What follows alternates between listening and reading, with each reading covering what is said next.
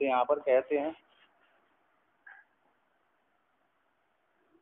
8वां चलेगा ना। तो कहते हैं प्रत्यक्ष प्रमाण हो गया, अनुमान प्रमाण को कहते हैं यहाँ पर। न अनुमानम प्रमाणम इति वदतः लोकायतिकेन अप्रतिपन्नः संदिग्धो विपर्यस्तो व पुरुषः कथम प्रतिपद्येत। तो जो वादी मानते कि प्रत्यक्ष प्रमाण के अलावा अनुमान प्रमाण है नहीं है। कौन? चार्वाक। चार्वाक प्रत्यक्ष प्रमाण को छोड़ करके अनुमान प्रमाण मानते ही नहीं है। तो कहते हैं अनुमान प्रमाण नहीं है। ऐसा कहने वाले लोकायतिक चार्वाक है ना। तो लोकायतिक को बोलते हैं लोके आयतम विस्तीर्णम इति लोकायतम। लोक में जो विस्तार को प्राप्त हुई है, प्राय करके बहुलता की संख्या किसकी है? चार्वाकों की है। हाँ, यावत जीवित सुखम जीवित तृणम कृत्वा व्यतम पिबेत भस्मीभूतस्य देहस्य पुनरागमन होता। जब तक जियो सुखपूर्वक जियो, नहीं है तो दूसरे सुधार लेकर के घी का पान करो।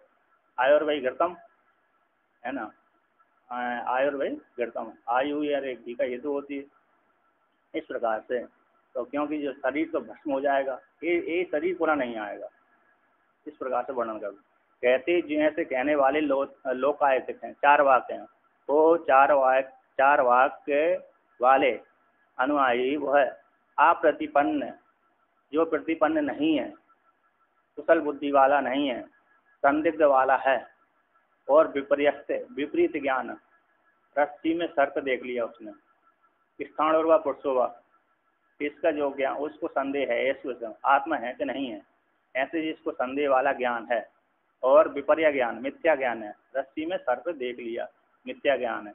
ऐसे जो जानने वाला पुरुष है, यह पुरुष कैसे प्रतिपद्यते, चार वाक्यों के द्वारा कैसे उसको बोध कराएंगे वो। क्योंकि चार वाक्य लोग तो मात्र प्रत्यक्ष प्रमाण के द्वारा ही प्रत्यक्ष प्रमाण ही स्वीकार करते हैं। ऐसे जो व्यक्ति है संदिग्ध है, विपर्य है और अप्रतिपन्न है, सूक्ष्म दृष्टि वाला नहीं है, ऐसे पुरुष कैसे उनके द्वारा उनके उपदेश से ज्ञान को प्राप्त करेगा। अर्थात वो उस पुरुष को कैसे बोध कराएंगे, है ना, चार वाक्य।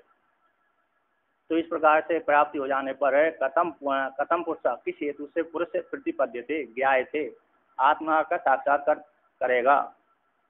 तो आगे कहते हैं नाचा पुरुष अंतर्गत अज्ञान संदेह विपर्य तथ्या अरवाग दृष्टा प्रत्यक्षण प्रतिपत्तुम। कहते हैं पुरुषांतर्गत, दूसरे पुरुषों के में गया हुआ है कि नहीं, पुरुषांतर पर पुरुषवर्तिनी, जो बाह्य दृष्टि वाले हैं, अज्ञान जो ज्ञान कहते हैं अज्ञान संदेह विपर्या, अज्ञान और संदेह विपर्य वाले हैं वह जो स्थूल दृष्टि वाले हैं, जो स्थूल दृष्टि वाले हैं वो प्रत्यक्ष प्रमाण के द्वारा ऐसे कैसे पर पुरुष को बोध कराएंगे, है ना।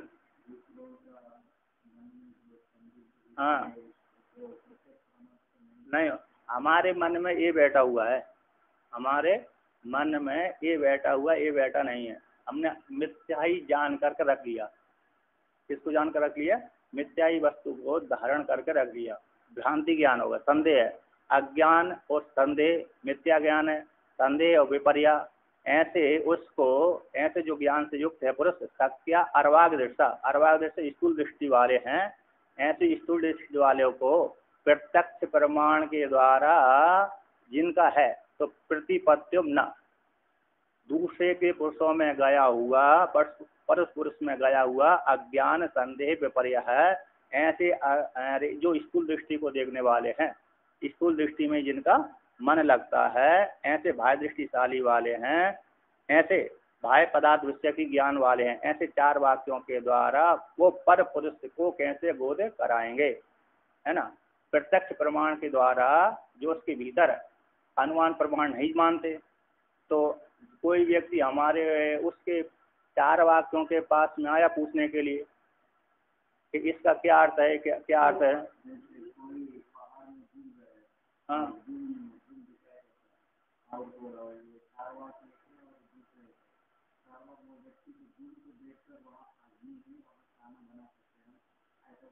ऐसे ना, क्योंकि उनको तो वहाँ पर अरे वही ज्ञान हो रहा है, प्रत्यक्ष नहीं है। प्रत्यक्ष धूम का ज्ञान है।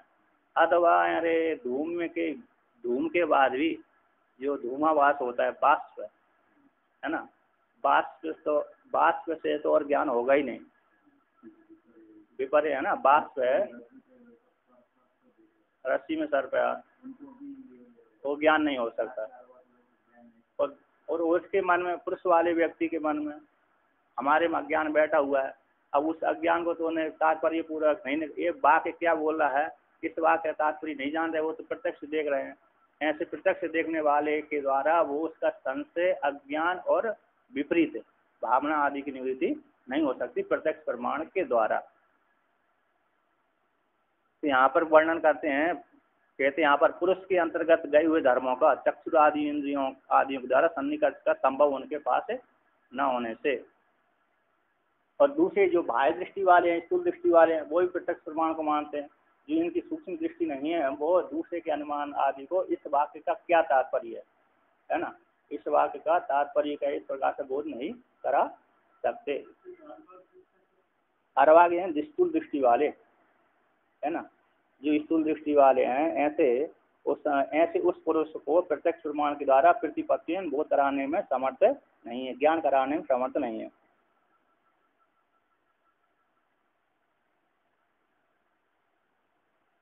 और दूसरी बात है यहाँ पर कहते प्रतिपत्तियों पुरुषांतर्गत धर्मणाम, तो दूसरे पुरुष में गए हुआ कौन सा अज्ञानत्व है, वो अज्ञानत्व उसको प्रत्यक्ष इंद्रियों के द्वारा तो संभव सन्निकर्ष होता नहीं है।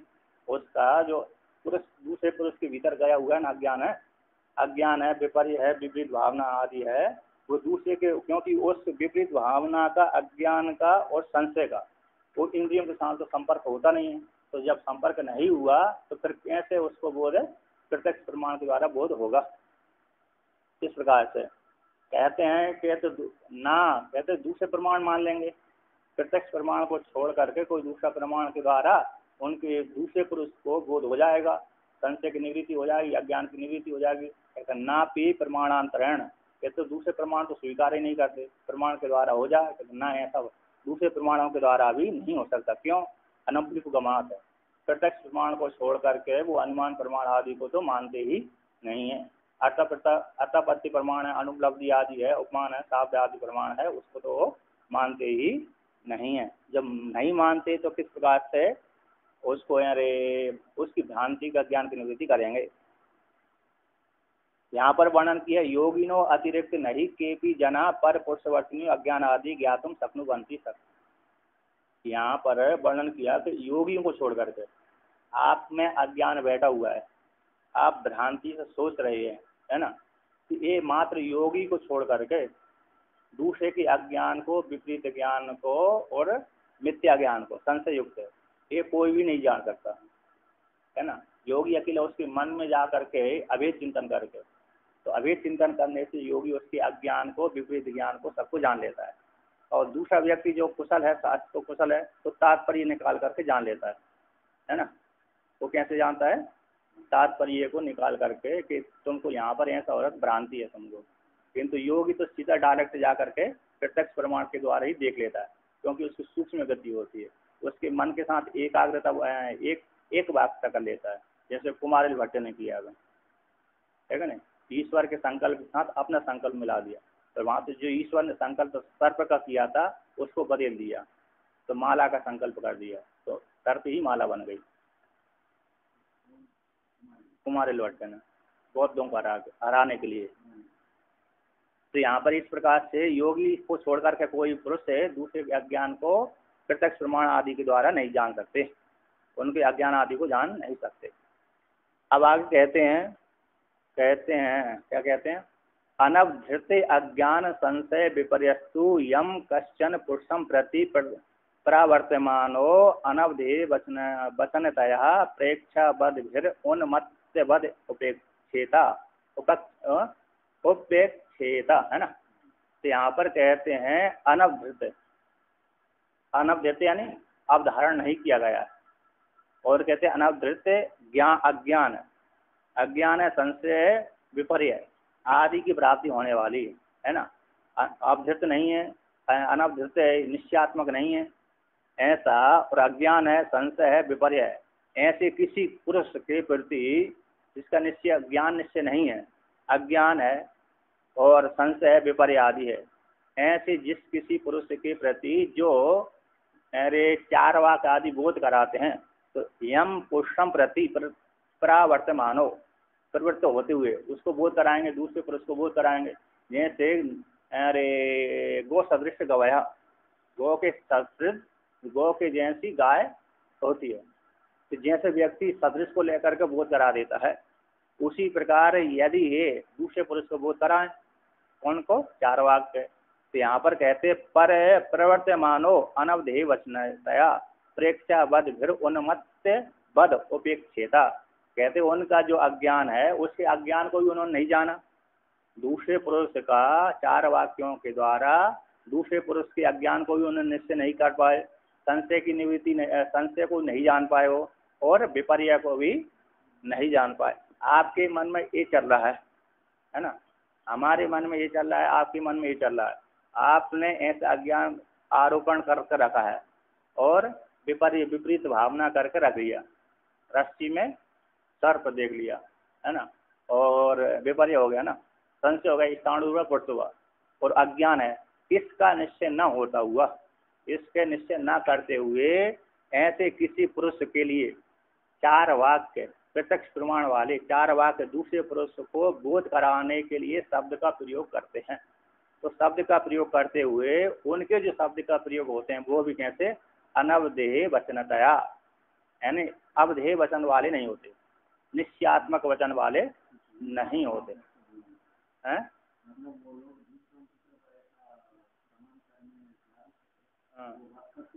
सत्य नहीं होते, क्योंकि उन्होंने क्यों नहीं होते? क्योंकि उन्होंने स्वयं दूसरे के निश्चय अज्ञान को, संशय को, विपर्य को नहीं जान पाया, है ना।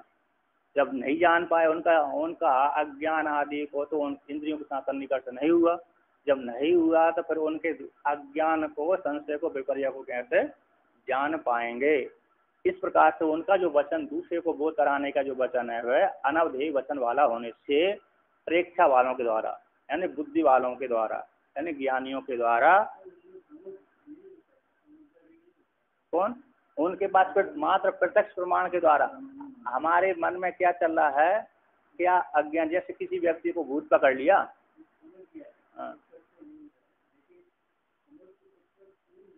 नहीं हो,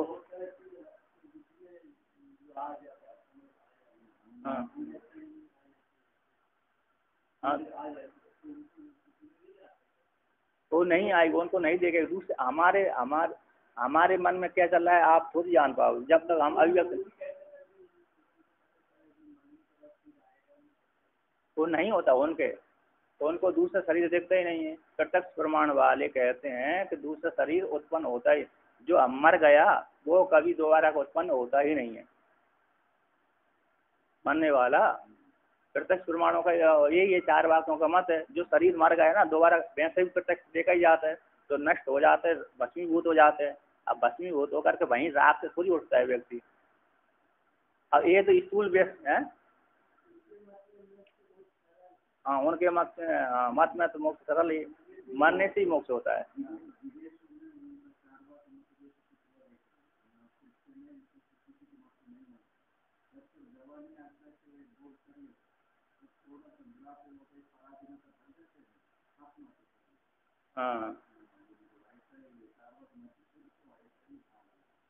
हाँ, वो प्रत्यक्ष प्रमाण को ही मानते हैं ज्यादातर।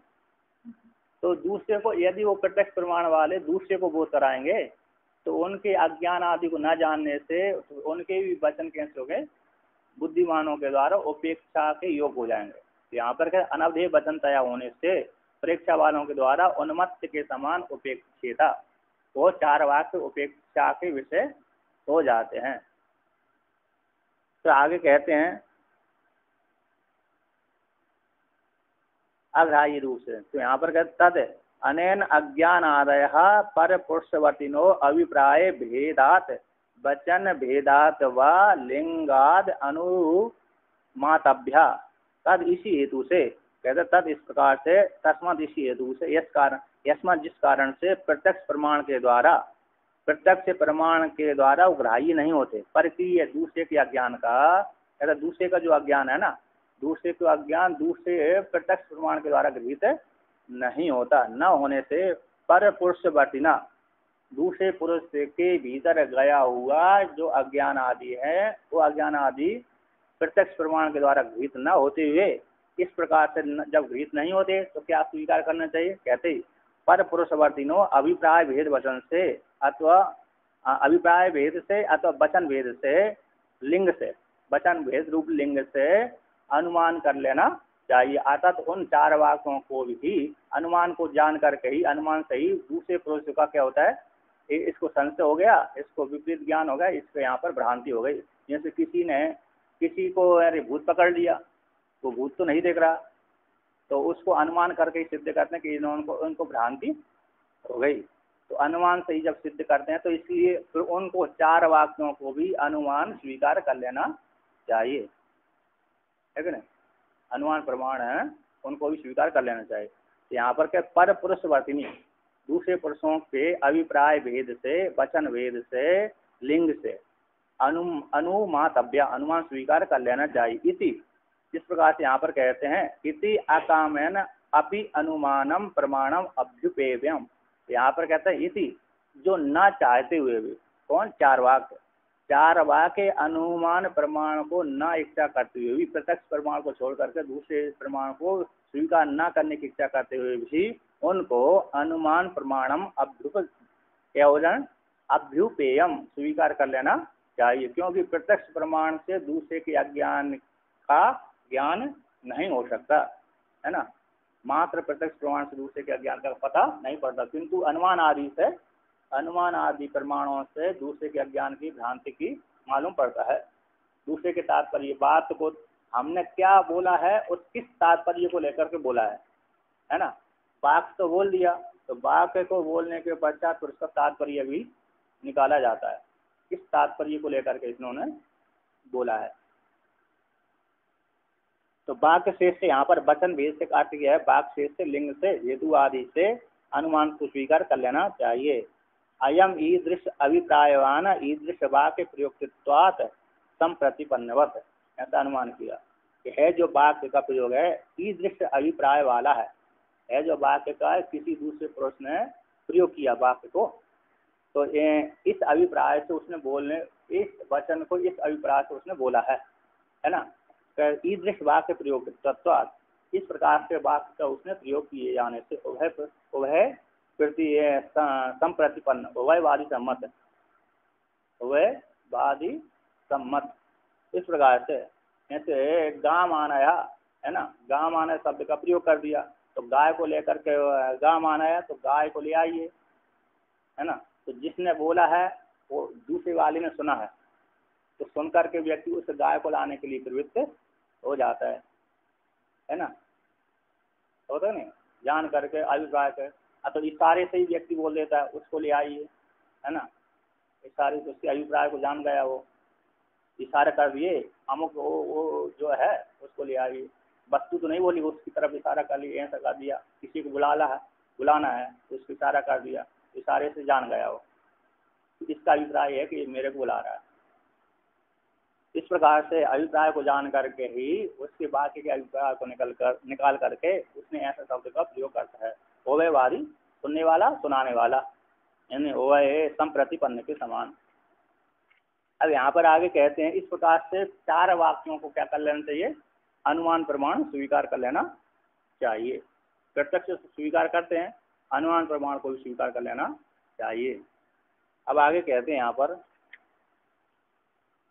तो कहते हैं तत्र प्रत्यक्ष कार्यत्वात् अनुमानम प्रत्यक्षांतरम लक्षणीयम। कहते तत्र प्रत्यक्ष प्रमाण, तत्र वहाँ पर प्रमाणों के मध्य में, कहते प्रत्यक्ष कार्यत्वात् अनुमानम प्रत्यक्ष अनंतरम लक्षणीयम। प्रत्यक्ष प्रमाण का कार्य है, अनुमान प्रमाण है, तो अनुमान प्रमाण कार्य है और प्रत्यक्ष प्रमाण कारण है। तो प्रत्यक्ष का कार्य होने से अनुमान प्रत्यक्ष के अनंतर लक्षण करना चाहिए, उसका क्या करना चाहिए, लक्षण करना चाहिए, बतलाना चाहिए। कहते तत्रापि सामान्य लक्षण पूर्वकत्वात् विशेष लक्षणस्य इति अनुमान सामान्यम तावत लक्ष्यति। तो तत्र वहाँ पर भी लक्षण के मध्य में प्रमाण अनुमान प्रमाण के मध्य में भी सामान्य लक्षण पूर्वक ही विशेष लक्षण का ज्ञान होता है। सामान्य ज्ञान के बाद ही विशेष वस्तु का ज्ञान होता है। न हिंसा सर्वभूतानि, माँ हिंसा सर्वभूतानि, किसी भी प्राणी की हिंसा मत करो, सामान्य ज्ञान हो। किंतु कहती है अरे बात कैसे ज्योतिष यागे यागे हिंसा अंकुरियात, है ना। और अग्नि सौम्य, अग्नि स्वयं पशुम आलवेत, अग्नि सौम्य पशुम आलवेत। तो अग्नि सौम्य में जो यज्ञ होता है अग्नि देवता के लिए, सोम देवता संबंधी जो यज्ञ है उसमें पशु का आलम्बन करे तो सामान्य विशेष का अधिदेश हो जाता है। तो सामान्य पूर्वक विशेष का ज्ञान हो जाता है। तो यहाँ पर पहले निषेध कर दिया, यहाँ पर उसका अपवाद हो गया विशेष, है ना। यहाँ पर सामान्य ज्ञान के द्वारा विशेष का ज्ञान हो जाता है। सामान्य पूर्वक ही पहले मनुष्यत्व जाति ज्ञान होती है, मनुष्यत्व। तो मनुष्यत्व जाति का ज्ञान हो जाने से यहाँ पर कहते हैं ये ब्राह्मणत्व है, क्षत्रियत्व है, ये वैश्यत्व है, शूद्रत्व आदि है। सामान्य मनुष्य जाति हो गई, उसमें ब्राह्मण क्षत्रिय वैश्य शूद्र वर्ण हो गया। अब ब्राह्मण में भी उसमें भी अन्य भेद कर दिया, है ना, इस प्रकार से। तो सामान्य लक्षण पूर्वक ही विशेष लक्षण का बोध होता है, सामान्य लक्षण पूर्वक विशेष का ज्ञान होता है। इसलिए सबसे पहले इसी अनुमान सामान्य लक्षण को तावत लक्ष्यति। तो सबसे पहले अनुमान प्रमाण में भी सामान्य उसका लक्षण करते हैं, सामान्य लक्षण अनुमान का, क्योंकि यहाँ पर अनुमान 3 प्रकार के है कि नहीं। है तो वहीं पर है, तर्क संग्रह के ही है, किंतु इन्होंने इस प्रकार से वर्णन किए, भेद करके वर्णन कर दिया। हाँ, तो यहाँ पर कहते हैं देखिए तावत लक्ष्यति सामान्य लक्षण करते हैं। तल्लिंग लिंगी पूर्वकम इति, ये बात कारिका का वाक है, तल्लिंग लिंगी पूर्वकम। तो लिंग कौन को बोलते हैं, लिंगी किसको बोलते हैं। तो लिंगम व्याप्यम, जो परिच्छिन्न देश में रहता है उसको व्याप्य कहते हैं, और अधिक देश में जो रहता है उसको व्यापक कहते हैं। तो लिंग धूम रूप जो लिंग है, जो धूम रूप लिंग कहाँ पर रहता है, थोड़े देश में रहता है ना, मानस में रहता है, पर्वत आदि में रहता है, किंतु आयोगोलक में नहीं रहता। तो और लिंगी जो व्यापक है वो अधिक देश में रहता है, पर्वत में भी अग्नि रहती है, मानस में भी अग्नि रहती है, और आयोगोलक में भी अग्नि रहती है ना। आयोगोलक है तप्त लोहे का पिंड, तो तप्त लोहे के पिंड में अग्नि रहती है किंतु धूम नहीं रहता। इसी धूम कौन हो गया, व्यापक, व्याप्त हो गया, और ये व्यापक हो गया। जो अधिक देश में रहता है उसको व्यापक बोलते हैं, जो कम देश में रहता है उसको व्याप्य बोलते हैं, व्याप्य बोलते हैं।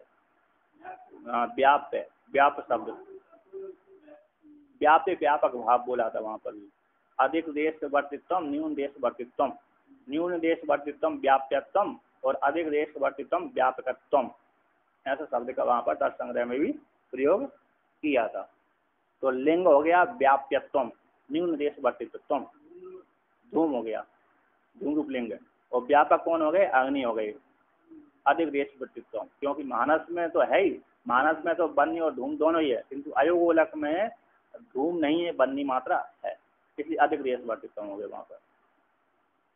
तो यहाँ पर कहते हैं, तो वर्णन कर आगे करते हैं, कहते संकेत समारोपित उपाधि निराकरणेन वस्तु स्वभाव प्रतिबद्धम व्याप्यत्वम एन चाह प्रतिबद्धम तद व्यापकत्वम। कहते हैं संकेत समारोपित, संकेत समारोपित उपाधि निराकरण के द्वारा शंका और आरोप रूप जो उपाधि है, एक स्थानोर्वा पुरुषोवा, ये शंका हो गई, है ना, और आरोप है, आरोप क्या कर दिया, अरे अयम सर्प, अयम सर्प है, सर्प है, जैसे हमने आरोप कर दिया इसमें ये आत्मा है, सुक्ति में रजत का आरोप कर दिया, शरीर में आत्मबुद्धि आरोप कर दिया, शरीर में हमने क्या कर लिया, आत्मबुद्धि कर ली। तो संकेत और समारोपित उपाधि की निराकरण के द्वारा, है ना, अरे सोपाधिक हेतु व्यापत्व सिद्धि, है ना, सोपाधिक जो हेतु होते हैं व्यापत्व सिद्धि वाला हेतु होते हैं, सोपाधिक हेतु यानी असद हेतु होता है। तो उपाधि असद हेतु से रहित, असद हेतु से रहित संकेत समारोपित रूप उपाधि संकेत का अर्थ कर दिया संदिग्ध और आरोपित का अर्थ कर दिया निश्चित। तो निश्चित संदिग्ध निश्चित रूप उपाधि दो उपाधि द्वय का यहाँ पर सूचना की गई है। तो यहाँ पर संकेत यानी संदिग्ध, आरोपित यानी निश्चित, जो उपाधि निराकरण के द्वारा, द्वंद्व के निराकरण के द्वारा वस्तु स्वभाव का प्रतिबद्ध, वस्तु के साथ जो अविनाभाव संबंध होता है।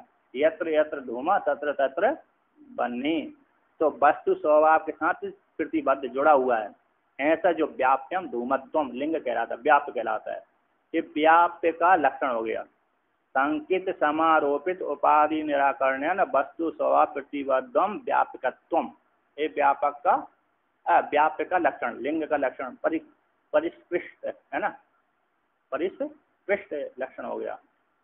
वो कहते हैं जिसके द्वारा, जिससे व्याप्त रूप लिंग के द्वारा प्रतिबद्धम जो जुड़ा हुआ रहता है, संबंधित रहता है, तद उसको व्यापक कहते हैं। यत्र यत्र धूमा तत्र तत्र बन्नी, जहाँ जहाँ पर धूम रहेगी वहाँ वहाँ पर बन्नी रहेगी, तो बन्नी व्यापक हो गई और धूम व्यापक हो, व्याप्त हो गया। प्रतिबंध यानी संबंधित है ना, प्रतिबंध का क्या हो गया, संबंध जुड़ा हुआ है। यथा बन्नीमान धूमादिति धूम हेतु हो गया। तो यहाँ पर वर्णन करते हैं वस्तु स्वभाव, इस वाक्य के द्वारा व्याप्ति में स्वाभाविक संबंध को दिखलाया गया। वस्तु स्वभाव है ना, वस्तु स्वभाव से साथ वस्तु स्वभाव प्रतिबद्धम, वस्तु के साथ जुड़ा हुआ है, अविनाभाव संबंध जुड़ा हुआ है। तो यहाँ पर कहते हैं जो उपाधि दोष से रहित सभी के द्वारा स्वीकार किया गया हेतु, सारी उपाधि दोष से रहित ही हेतुओं को स्वीकार करते हैं लोग। सर्व दार्शनिक वाले, सभी ग्रंथ वाले उपाधि से रहित हेतुओं को स्वीकार करते हैं। कहते हैं यहाँ पर सद, वो जो उपाधि से रहित हेतु होता है वो सद हेतु कहलाता है, जो उपाधि से युक्त हेतु होता है वो असद हेतु कहलाता है। ऐसे पर्वतो धूमवान बन्नी मत्वात् है ना, पर्वतो धूमवान बन्नी मत्वात् आंध्र संयोगात है ना। तो यहाँ पर सोपाधिक हेतु आवास है, जो बन्नी मत्वात् हेतु दिया है, हेतु न होकर के असद हेतु है ना। यहाँ पर वर्णन किया था अतएव धूमो धूम हेतु धूम हेतुर बन्हिर व्यापिति किए थे, जो कहते हैं यहाँ पर धूम रूप हेतु है, बन्नी का व्याप कहा जाता है, यानी बन्नी व्यापक है और धूम कैसे व्याप्त कहलाता है, बन्नी को व्याप्त करके रहता है। तो बन्नी के द्वारा धूम के द्वारा बन्नी का ज्ञान होता है। तो कहते धूम हेतुर बन्नी व्याप्त, बन्नी का व्याप्त कहलाता है। तो यहाँ पर उपाधि का लक्षण किया, साध व्यापकत्व सती साधन अव्यापकत्व उपाधि है ना, साध को व्याप्त करते हुए और साधन अव्यापकत्व उपाधि कहलाती है, ये उपाधि का लक्षण कहलाता है। तो यहाँ पर जो हेतु कहलाता है असद हेतु वर्णन किया था, पर्वत धूमान बन्नी मत्वात् आंध्र संयोगवत। तो यहाँ पर आंध्र संयोग जहाँ जहाँ पर होगी वहाँ पर बन्नी दिखेगी, किंतु अयोगोलक में आंध्र संयोग नहीं है, अयोगोलक में आंध्र संयोग नहीं है, इसलिए जहाँ जहाँ पर यत्र यत्र आंध्र संयोग है, यत्र यत्र धूमा तत्र तत्र आंध्र संयोग होता है ना, और यत्र यत्र बन्नी तत्र तत्र आंध्र संयोग नास्ति। तो यहाँ पर जो साध व्यापक सती साधन अव्यापक उपाधि का लक्षण है, तो उपाधि में जो उपाधि का लक्षण दिया था, तो यहाँ पर व्याप्ति कैसे घटेगी, यत्र यत्र धूमा तत्र तत्र आंध्र संयोग है, तो साध्य व्यापक हो गया, और साधन यत्र यत्र बन्नी तत्र तत्र आंध्र संयोग नास्ति, ये साधन अव्यापक हो गया। तो साध्य व्यापकत्व सती साधन अव्यापकत्व। तो यहाँ पर जो इस सोपाधिक हेतु में कौन सा हेतु है, पर्वतो धूमान बन्नी मत्वात् आंध्र संयोग वत। तो आंध्र संयोग है, जहाँ जहाँ पर आंध्र संयोग होगा, यानी गीली लकड़ी, आंध्र संयोग का बोलते हैं गीली लकड़ी, जब तक गीली लकड़ी नहीं होगी तब तक उसमें धूम नहीं निकलेगी। एकदम सूखी लकड़ी होती है, थोड़ा थोड़ा मात्र धूम निकलती है, गीलापन रहता है ना। प्राय करके गर्मी के समय में धूम तो निकलती है लेकिन बहुत ही कम हो जाता, थोड़ा सही, किंतु ठंडी के समय में, ठंडी और बरसात के समय में भयंकर धूम निकलती है ना, गीली हो जाती है।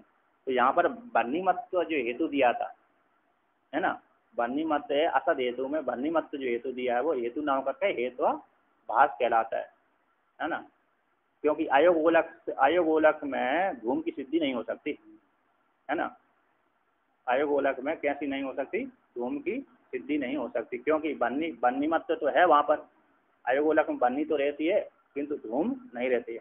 धूम से तो धूम रूप लिंग से तो साध्य की सिद्धि होती है ना।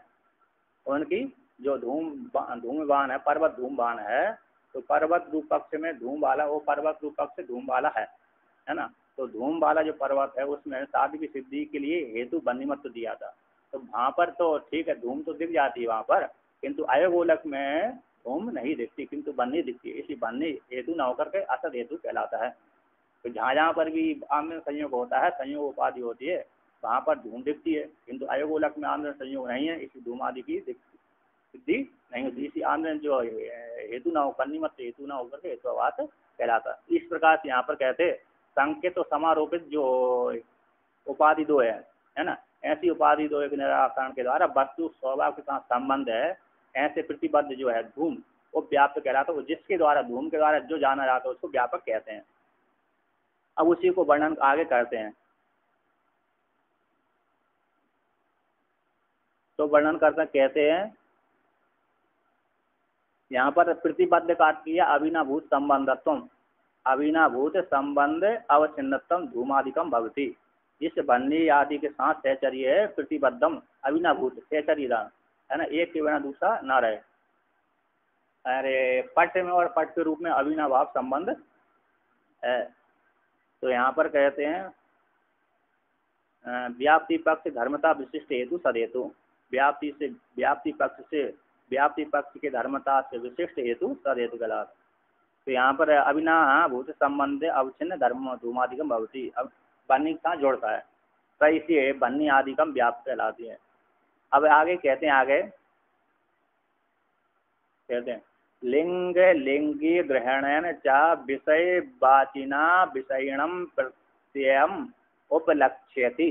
कहते लिंग लिंगी ग्रहण के द्वारा, लिंग हो गया धूम, लिंगी हो गए बन्नी, तो लिंग लिंगी ग्रहण के द्वारा, ग्रहण यानी ज्ञान है ना, बिना लिंग का भी ज्ञान होना चाहिए, लिंगी का भी ज्ञान होना चाहिए है ना, हेतु का भी ज्ञान होना चाहिए, साध्य का भी ज्ञान होना चाहिए।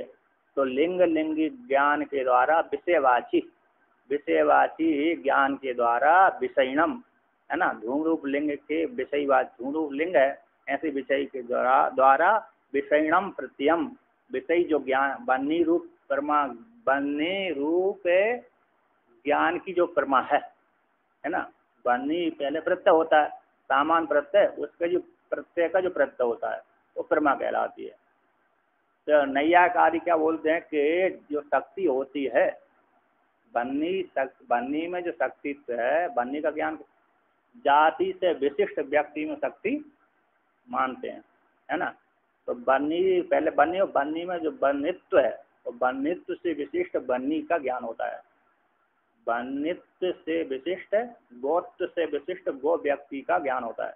तो जाति से विशिष्ट व्यक्ति में शक्ति मानते हैं।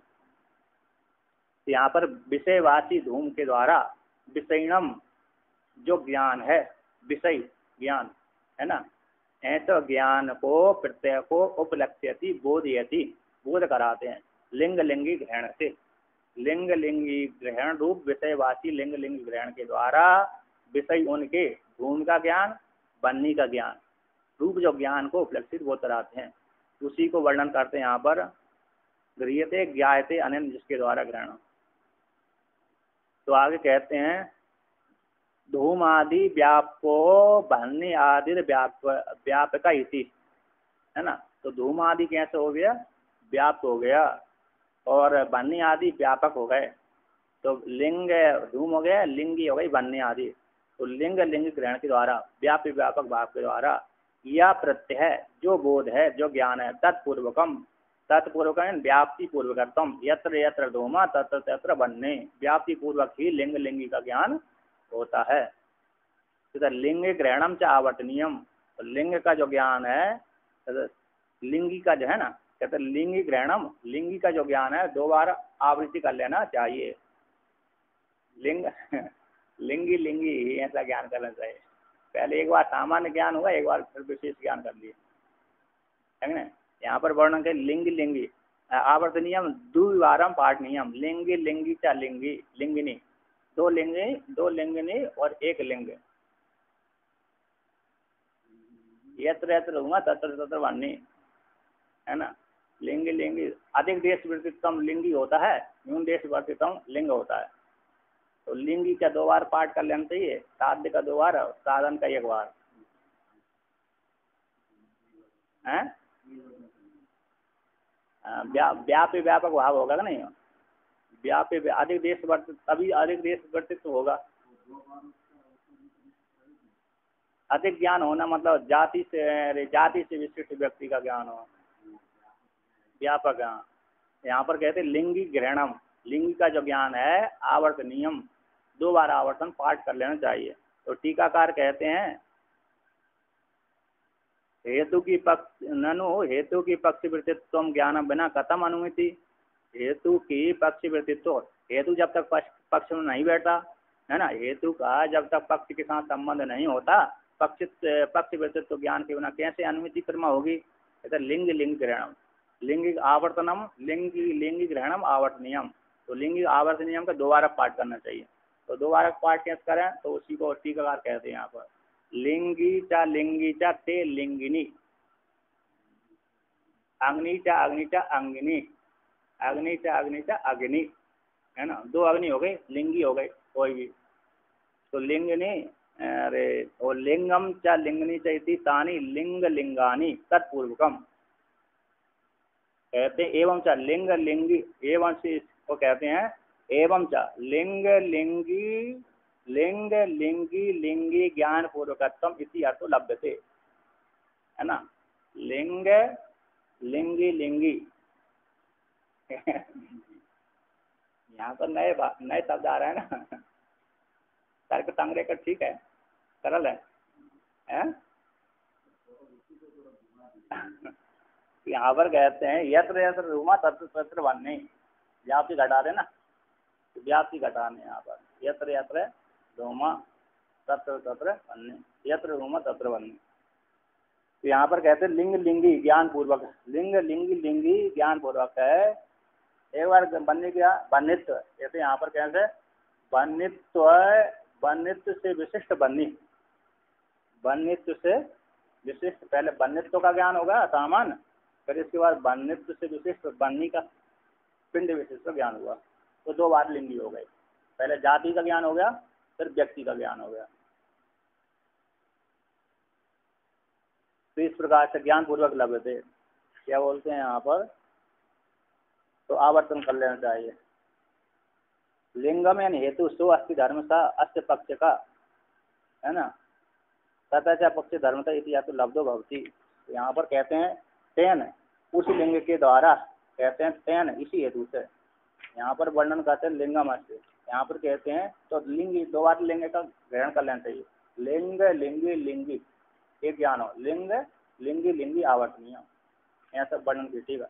एवं लिंग लिंगी लिंगी ज्ञान पूर्वकत्म इसी अर्थ बोल देती है, 2 बार अधिक देश पर चुका। तो यहाँ पर कहते हैं तेन लिंगम अस्य अस्ति पक्ष धर्मता ज्ञानम इति दर्शितम भवति। तेन इसी हेतु से, तेन उसके द्वारा, लिंग के द्वारा, तेन इसी हेतु से, तेन आवर्तन करने के द्वारा, तेन का अर्थ इसी हेतु से, आवर्तन करने के द्वारा, इसी हेतु से। लिंगम अस्त अस्ति लिंग, लिंग है अस्त इसका, किसका है, बन्नी का, बन्नी रूप लिंगी का ये लिंग है, किसी लिंगी का ये लिंग है, किसी भी लिंगी का ये लिंग है। लिंग है अस्त इसका, धन है अस्त इसका, धनी, तो धनी वाला, धन वाला। तो लिंग है अस्त इसका, बन्नी का, इसी पक्ष धर्मता ज्ञानम दर्शितम भवति। तो लिंग किसका, बन्नी रूप लिंग का पक्ष धर्मता पर्वतो बन्नीमान धूमत्वात्, महानस, महानस रूप अधिकरण में, महानस रूप अधिकरण में धूम रूप लिंग अस्त बन्नी का है। पक्ष धर्मता, पक्ष धर्म रूप जो महानस है, पर्वत रूप जो पक्ष है, उसमें जो बन्नी विद्यमान है, उस बन्नी विद्यमान, तो इस बन्नी का ये लिंग है, पक्ष धर्मता को बोध कराता हुआ, महानस रूप पर्वत को बोध कराता हुआ, ठीक है ना। तो पर्वत को जब बोध गए, अरे लिंग को माध्यम से पक्षता के साथ संबंध होता, मानस और पर्वत के पक्षता को बोध करा तो संबंधित होता हुआ लिंग का बोध कराता है। तो यहाँ पर कहते हैं लिंगम अस्थिति लिंगा, कहते हैं पक्ष धर्मता ज्ञानम इति दर्शनम, पक्ष धर्मता को मानस और पर्वत को बोध करा दिया। उसको अब व्याकरण उसी को व्याप अब अनुमान करते हैं कि सामान्य लक्षण का अनुमान कहते हैं। तो क्या बोलते हैं, हेतु लिंग हेतु सो अस्थि धर्म है, धर्म धर्म का तो हेतु का जो धर्म है सो धर्म है अस्थि पक्ष का, पक्ष धर्मता, पक्ष धर्मता इसी लब्ध धातु होगा, ये हेतु का ये धर्म है, धर्म से विशिष्ट है। लिंगत्व तो कह दिया अथवा अरे धूमत्व तो कह दिया है ना, धूम में धूमत्व धर्म रहता है, धूम में धूमत्व से विशिष्ट धूम है, इस अग्नि रूप लिंग का बोध कराने वाला, अग्नि रूप लिंग का बोध कराने वाला है। तो यहाँ पर आगे कहते हैं अनुमान, ये यहाँ का अनुमान सिद्ध कर, ऐसे अनुमान है तद व्याप्य व्यापक भाव पक्ष धर्मता ज्ञान पूर्वकम अनुमानम इति अनुमान सामान लक्षिकम, कहते तद वह जो अनुमान प्रमाण है व्याप्त हो गया धूम, व्यापक हो गया अग्नि, अरे व्याप्य व्यापक भाव पक्ष धर्मता ज्ञान हो गया पर्वत, पर्वत में पर्वतत्व धर्म है, पर्वत में देखो व्याप्य में धूम, व्याप्य धूम में धूमत्व ज्ञान है, अग्नि व्यापक में अग्नि में अग्नित्व ज्ञान है ना। और पक्ष भाव पक्ष धर्म में पक्षत्व है, पक्ष का होगा पर्वत, मानसत्व में महत्व लगा दिए, जहाँ पर एक स्व प्रत्यय आता है, मान वान छोड़िए तो लगा करके जोड़िए, जहाँ पर मान और बान आते हैं वहाँ पर स्व नहीं लगाइए, जहाँ पर मान और बान नहीं आए शब्द वहाँ पर स्व लगा कर प्रयोग कर दिए। कभी स्व शब्द में जाति आती है ना, जाति, घट में घटत्व जाती है तो स्व शब्द का प्रयोग कर देते हैं, पट में पटत्व जाती है। तो यहाँ पर कहते हैं व्यापी व्यापक भाव पक्ष धर्मता, धर्मता आदि जातित्व है, पक्ष धर्मता के ज्ञान पूर्वक ही अनुमान होता है। पर्वत रूप पक्षता में रहने वाला पक्षत्व ज्ञान ये पर्वत बनने वाला है, इस प्रकार से इति अनुमान, क्यों धूम रूप लिंग से, धूम रूप सहचर्य रूप लिंग से ये पर्वत बनने वाला है, इस प्रकार का ज्ञान हो जाता है। पक्ष धर्मता से विशिष्ट, पक्षत्व जाति से विशिष्ट, इस प्रकार से अनुमान सामान्य लक्षण हो गया। ठीक ना, बाद में करते हैं तो